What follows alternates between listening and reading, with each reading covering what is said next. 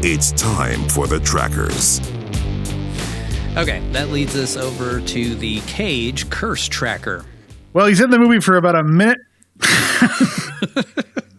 But he definitely brings the curses. So he had a total of 7 in his 1 minute 30 screen time or whatever, which almost is as much as he had in Red Rock West at So 8. funny. So yeah, where he headlined it. But to get into it, we had 2 God, 4 fucks, and 1 cunt, which we mentioned it has been a while for cunt. The last time we had it in a movie was Bad Lieutenant.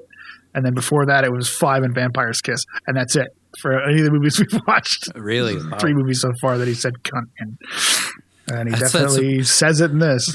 That's 1 fuck per 15 seconds. Yeah. Screen time. And I think all of them are basically when he's screaming at him for cut his fucking face or whatever. You fucking cunt. It's all when he's yelling at him for beating up the guy. Yeah. As we've seen when Cage improvises, he throws a lot of fucks in there. Mm-hmm. Yeah. And I got to assume that scene was improvised. Mm-hmm. So, yeah. Memorable curses, I guess, for his short amount of screen time. And just to give you an example, that 7 is on par with, Ghost Rider, Wild at Heart, Peggy Sue Got Married, and then it's almost as much, like we said, as Red Rock West.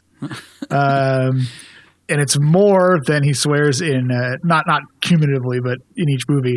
Bringing Out the Dead, Mandy, Gone in 60 Seconds, Willy's Wonderland, because he didn't talk, Pig, Raising Arizona, Moonstruck, The Trust, Ghost Rider Spirit of Vengeance, Con Air. Oh, it's on par with Con Air.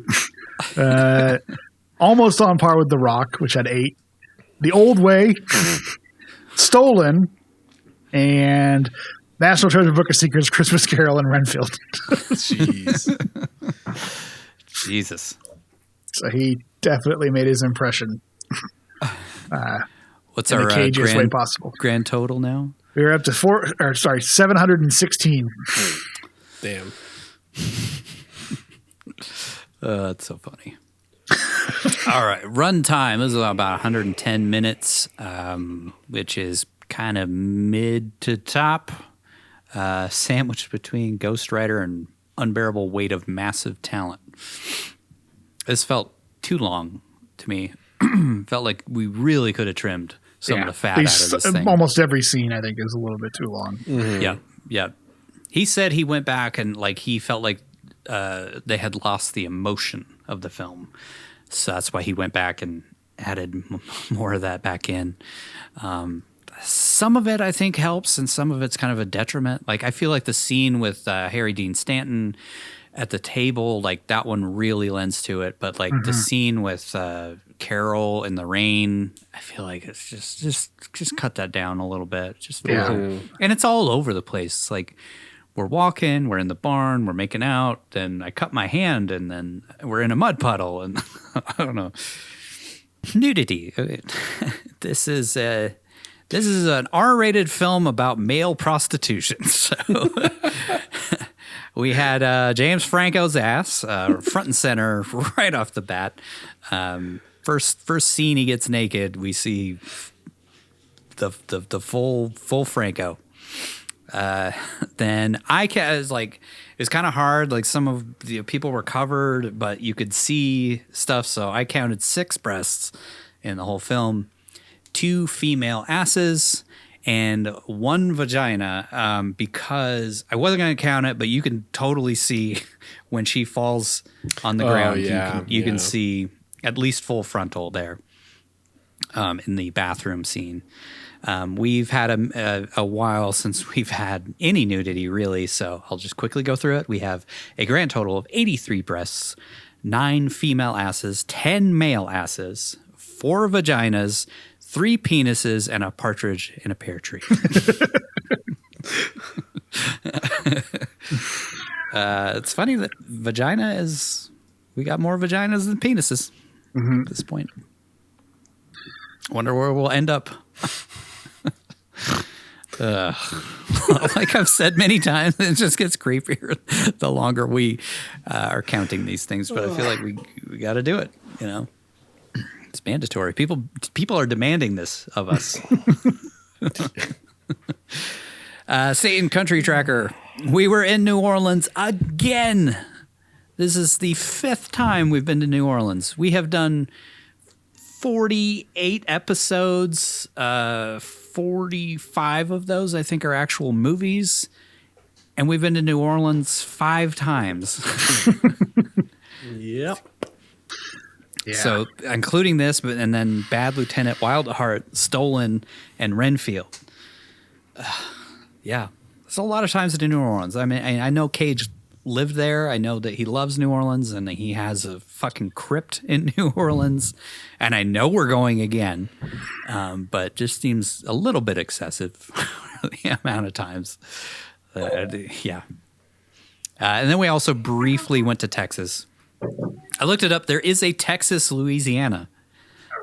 But he said Texas City, and we saw a sign that says "Welcome to Texas" or "God bless Texas" or something like that. Mm-hmm. So, and there is a Texas City, Texas, which is right over the border between Louisiana and Texas.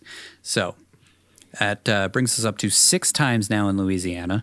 The other time being Grand Isle, of course, and then 4 times in Texas. Budget versus gross. We had a $4 million budget.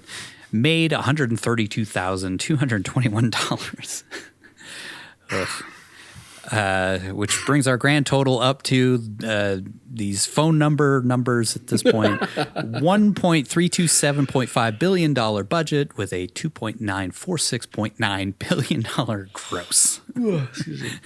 Just makes no sense at this point in my brain. Top grossing films. Believe it or not, this is not even close to the bottom. This is the 8th lowest grossing out of all the films that we've talked about. So many films that just went direct to video or had a very limited release. But this is sandwiched in between Dying in the Light, a masterpiece, and Christmas Carol, also a masterpiece. Ratings. This did get a rating, surprisingly, which is our 25th R-rated film. I feel like when streaming became a thing, that's when unrated really started to take off as it's just kind of like, well, we're just releasing this as streaming, so we don't need a rating because it's not going into theaters. But it's like, it's kind of weird that a film like this that seems like it got a very limited release would even get a rating. I mean, that means that they had to submit it to the MPAA, and yeah, made $12 after that. That leads us over to the Cage Kill Tracker. Well, he didn't kill anybody, which is disappointing. I was kind of hoping that that's how this film was going to end when I saw that sword come out. So we're still sitting at 201. And Death Tracker, I mean, he didn't die on screen, but he definitely died of AIDS some point shortly after, so we can't count it. But so we're still at 13. Or he died of a codeine overdose. Coke overdose. He went back in the house and OD'd on coke that night. Yeah, Coke. Before the sickness could get him. Yeah, he did. I definitely think that he was on pace to be dead within a year after that, because that's how it was in the early stages of AIDS. It just killed you immediately because they had no way of treating it. And now it's like Magic Johnson has had top doctors for 30 years and he's still alive, but at the beginning it was terrifying because it was, you got it and you were dead in 6 months. Yeah, it's nuts. But yeah, anyways. We'll leave that death for off screen.